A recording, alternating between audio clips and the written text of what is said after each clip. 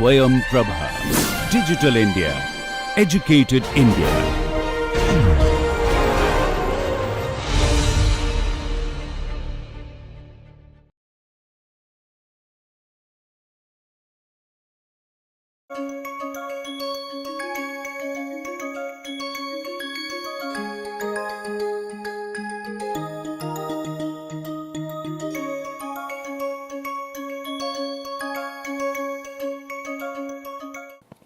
Hello and welcome. In this lecture, we will look at the gravity turn trajectory solution under the constraint of constant specific thrust or constant T by M. So, let us begin. So, constant specific thrust solution is an important trajectory design strategy that provides important practical benefits, as we will see now. So to understand that, let us first recall the constant burn rate design that we have seen in our rectilinear trajectory solutions that we have obtained earlier. We know that a constant burn rate design is the simplest to implement, but there is a drawback that we have not noted earlier, but now it is important to bring it to the front, that a constant burn results in constant thrust. But as you know, the mass is continuously depleting. So as the vehicle becomes lighter and lighter, the same thrust generates a larger and larger forward acceleration. Now, because the thrust is constant, if we look at the force equilibrium that is acting on the rocket, the same force is acting all the time. Even though its mass is reducing continuously, it is becoming lighter, but the force which is acting on it remains the same. The impact of this is that we continue to get large compressive force on the rocket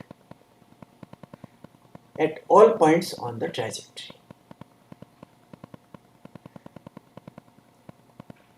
One way to avoid this problem is to reduce the thrust as mass reduces, so that net forward acceleration remains within acceptable bounds.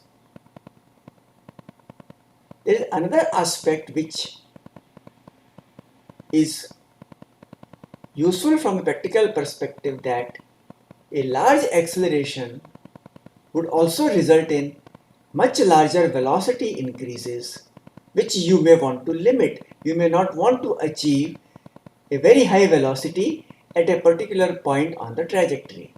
So, from that perspective as well, there is a need to reduce the thrust as the mass reduces, and this is the basic philosophy of constant specific thrust based trajectory, in which the specific thrust, which is defined as T by M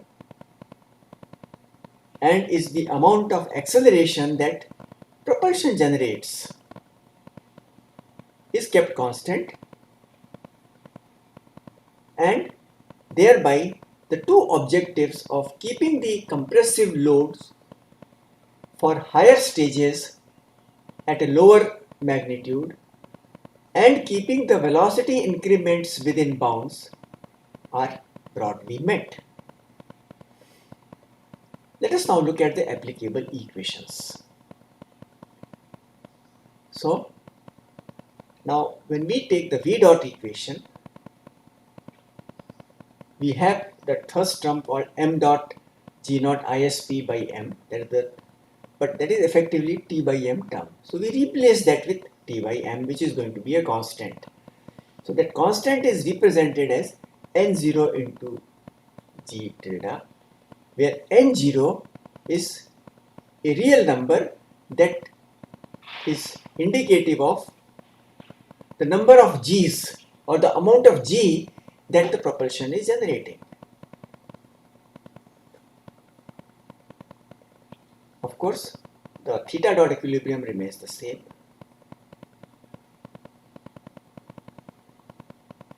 But now you realize that my T by m equation gets split into two parts. The first part gets into the V dot equation as n0 g minus g tilde cos theta, and the second part of the same equation is n0 g equal to minus m dot g naught isp by m, and that gives directly a differential equation for mass in terms of n0 and time. And now you note an interesting feature of this particular formulation, that the mass is now an explicit function of time as against the earlier two solutions where mass was always an implicit function of theta.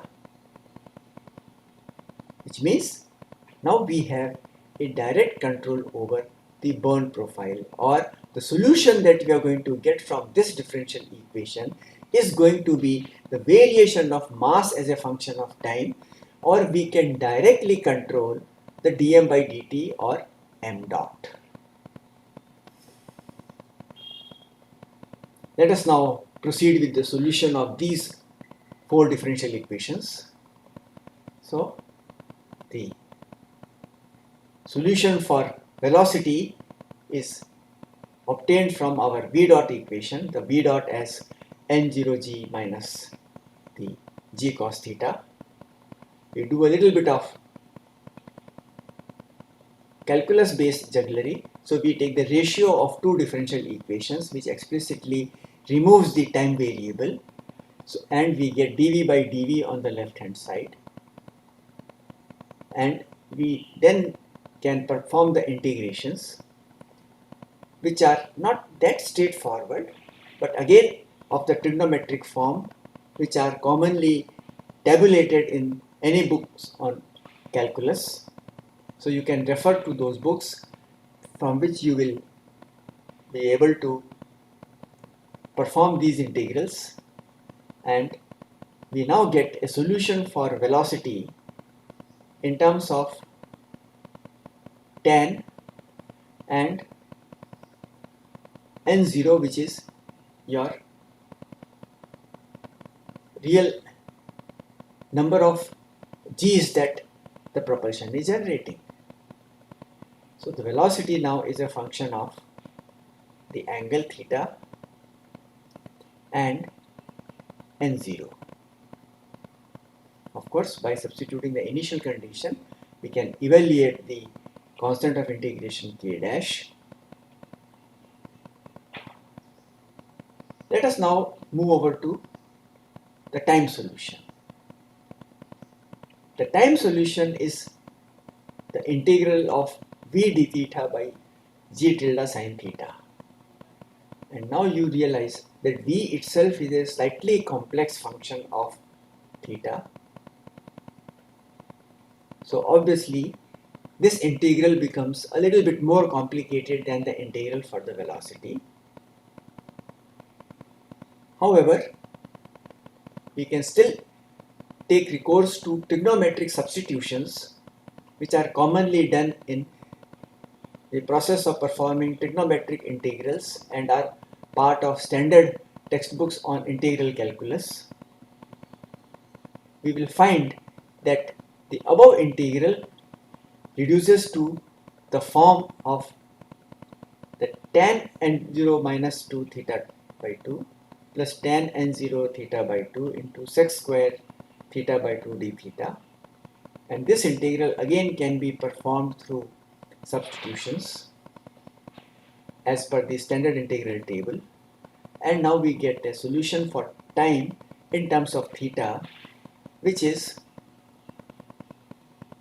now a transcendental relation. The meaning of transcendental relation is that now it is in terms of trigonometric functions and it's an implicit relation. Of course, if theta b and theta naught are specified along with n0, then this is just an evaluation for delta t, which means that for specified n0, theta naught and theta b, we can find out what is the time that is going to be taken to perform this maneuver. However, if we want to find out what should be theta b or theta naught for a specified time during which the maneuver is to be performed, we will need to solve this transcendental equation in an iterative fashion. So it is going to become numerically a lot more intensive. Let us now go to the burn profile solution from the fourth equation that we generated, and which is a direct result of the assumption of T by m equal to n0g. So this integral is not very difficult to perform, and we get the mass fraction as an exponential function of n0 and time. And we now see that we have another route to evaluate delta t. If we specify an m0 by m and an n0, then we can calculate delta t. Conversely, for a specified delta t and a mass fraction, we can calculate n0, which is going to satisfy this constraint relation, which means we can use this as a design equation where we may design for a specific forward acceleration by specifying the time to be taken for the trajectory and the mass fraction available. We can now go over to the altitude and the x solutions using the same two equations, that is dh by dt as v cos theta and dx by dt as v sin theta. So you realize that the altitude integral now involves v square, and similarly the horizontal distance integral also involves v square. Obviously these are going to become a little bit more complex than the time integral itself. So while I have not given the solution here, I will mention here that these integrals are possible to be performed using the same strategy that we have used earlier of trigonometric substitution of tan and sec functions.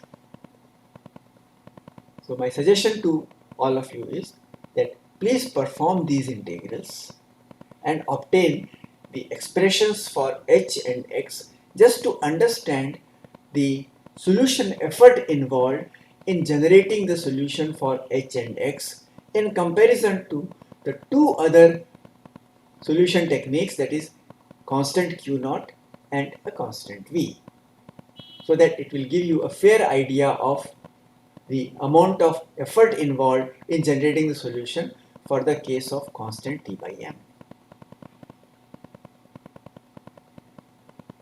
Of course, I have given you these solutions in the next slide, but my suggestion would be that please go through this exercise for your own satisfaction to understand the actual effort involved in arriving at these two expressions, and that will also help you verify these two expressions. You can see that these expressions are as complicated as the expression for the time solution and the velocity. And we now come to a stage where we realize that n0 is the primary driver for all the four relations, that is the velocity, the time or theta, the h and the x expressions.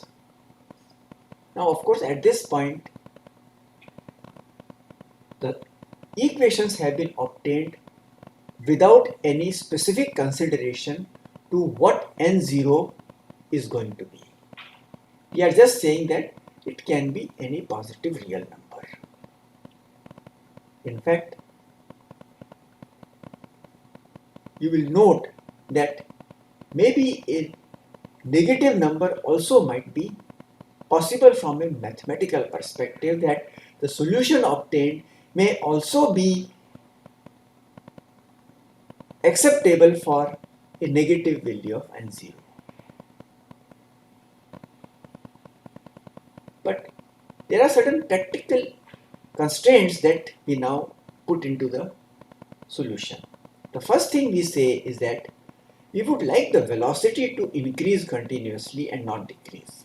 Of course, there could be very specific situations where you may want to use this to also decrease the velocity, but by and large you will not waste energy for decreasing the velocity. So if we accept this primary idea that velocity is going to increase continuously, then the net forward acceleration must also be positive all the time. So this is the fundamental requirement, that n0 should be set such that the net forward acceleration, which is difference of n0 and cos theta, should be positive all the time. And that gives us this basic condition that in order for you to have a continuous increase in the velocity, n0 must be greater than cos theta all the time. But here you need to note an interesting feature, that as theta continues to increase from 0 to 90 degree, cos theta is going to decrease continuously from 1 to 0, which obviously means that as you move along the trajectory and your theta keeps on increasing, the same condition will be satisfied with a lower value of n0. So you can actually also talk about an n0 profile, even though the present solution has strictly not admitted that possibility. We are assuming n0 to be a constant, but in a more generic sense, you would realize that it is possible for us to consider this fact that n0 could also be varying as a function of time or a function of theta.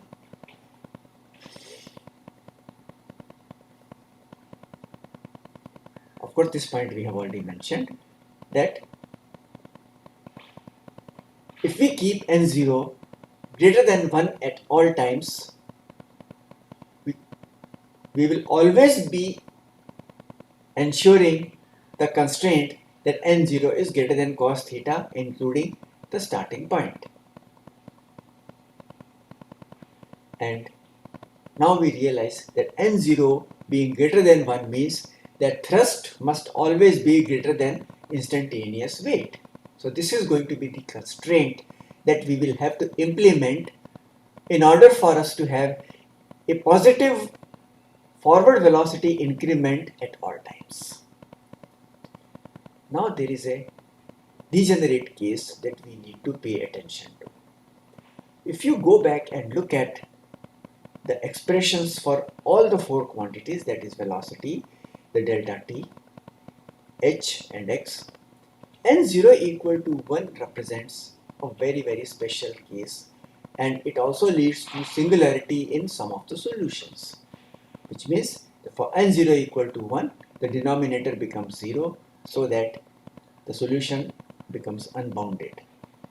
Obviously, that is not acceptable from a physical perspective, so we need to kind of resolve this singularity, which is done in the following manner. So in the case of velocity, when we implement n0 equal to 1, the first term becomes 1 for all values of theta, and the whole expression reduces to 1 plus tan square theta by 2, which is sec square theta by 2. So your velocity expression degenerates to k dash into sec square theta by 2. So this is the expression that you will use for n0 equal to 1 for velocity. Now we can obtain the time solution using this velocity expression. So instead of trying to use the original expression and taking its limit as n tending to 1, we now use this as the velocity expression and perform the integration afresh. Now this is the integral, that is sec square theta by 2 by g tilde sin theta d theta is the integral that we need to perform for time. And I will leave you to use all the trigonometric substitution possibilities and arrive at the solution as I have given here, which is nothing but 2 ln tan theta by 2 plus sec square theta by 2 is the delta t solution.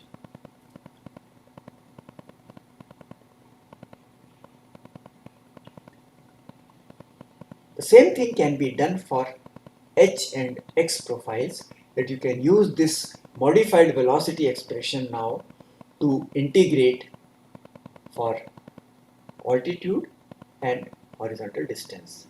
I will leave this exercise to you all to perform and arrive at those expressions.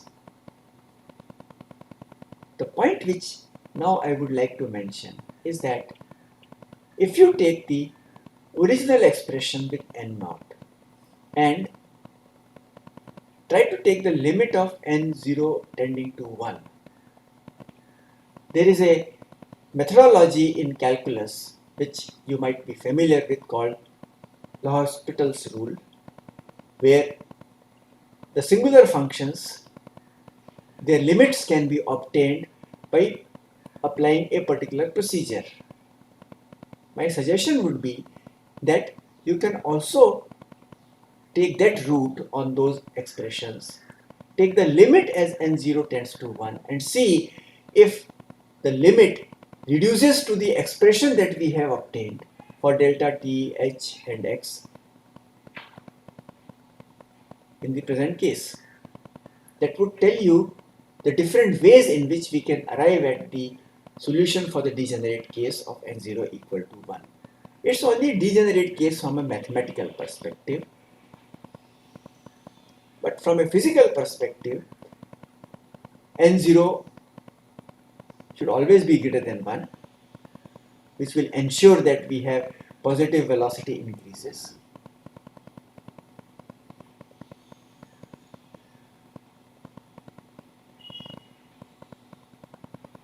So now let us look at some of the features of the solution which we have obtained. So we find that a larger n0 will require more time and more propellant to achieve the same burnout inclination. So which means if you are interested in generating a larger velocity, you will use a larger n0, but then it will also require a larger propellant and will last longer. So if your design requirements are larger terminal velocity, you will go for a higher n0. Typically n0 is a design solution which is derived from specific terminal parameters.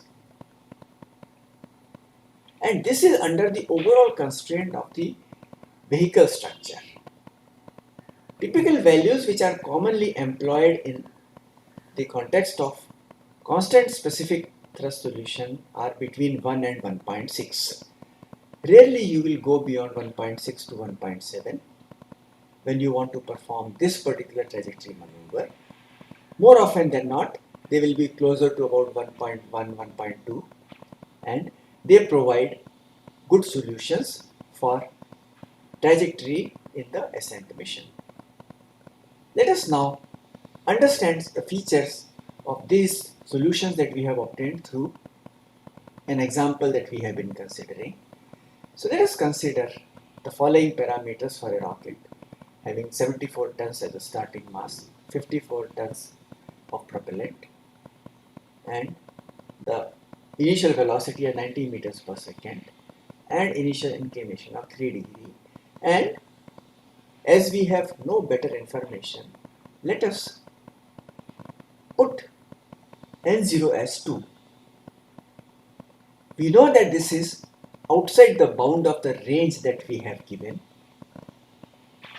of 1 to 1.6, but let us try and experiment with this number just to find out what happens if we give such a value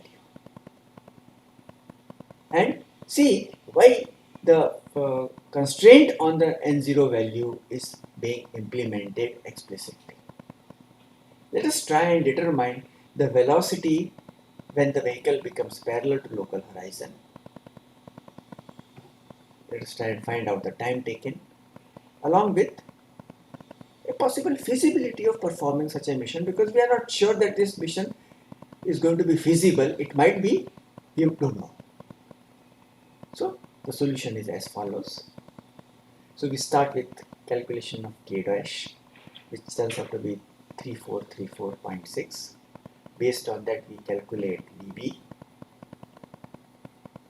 So that turns out to be 6,869 meters per second, fairly high velocity, starting from 90 meters. So you are able to go from 90 meters per second to almost 7,000 meters per second using this option. The time taken is 457 seconds because n0 is a large value. We have already said that it's going to take a lot of time. But when we come to the mass fraction, we hit a roadblock.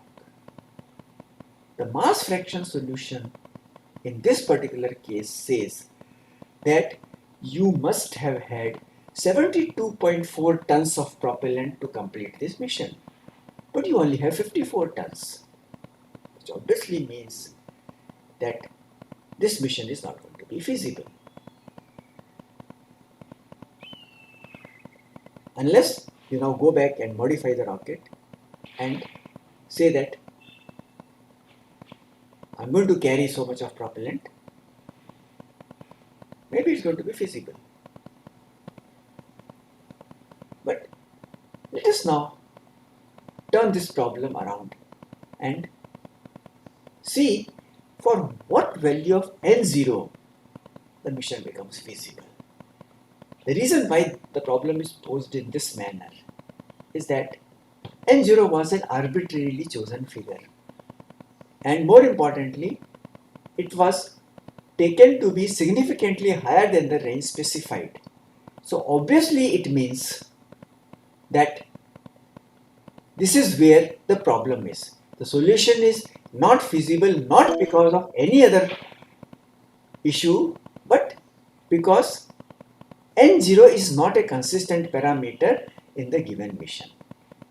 So now let me restate the problem as follows. Let us try and determine n0, the velocity at this point, and the total time if 54 tons of propellant is to be consumed. So now I am saying that in place of n0, I am specifying the amount of propellant that I want to burn, and let me see what value of n0 I can use which will make this happen. Now, I'm not going to do this exercise. My suggestion is you now set up this problem based on what we have presented in the previous example and try and arrive at a value of n0 which is going to be consistent with the parameters of the problem. I will only mention 2 points. One, you are going to require to solve a set of non-linear algebraic equations. And the second point, you might have to resort to an iterative procedure to arrive at the correct solution for N0. I will give you only this much of hint. I suggest you do this. At some point, I will be uploading the solution for this so that you can verify whether you were thinking along the right lines. So to summarize, the constant specific thrust case is complex from the point of view of both solution and implementation. It is not only not very easy to solve, but also not going to be very easy to implement. Also, we note that it is non-intuitive from a design perspective.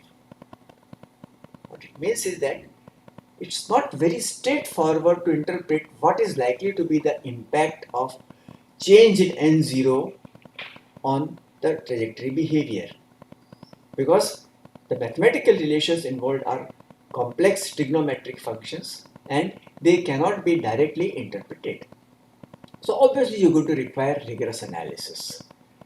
However, from a practical perspective, it's going to be an extremely useful trajectory design option because it is going to give you a handle on managing your structural mass, which, if you remember, was one of the benefits that was mentioned when we were talking about the various options for gravity turn trajectory. So we said that we are going to be able to manage the structural mass better when we control your N0, because if the compressive force is maintained, you can maintain your structural mass which will support the compressive weight.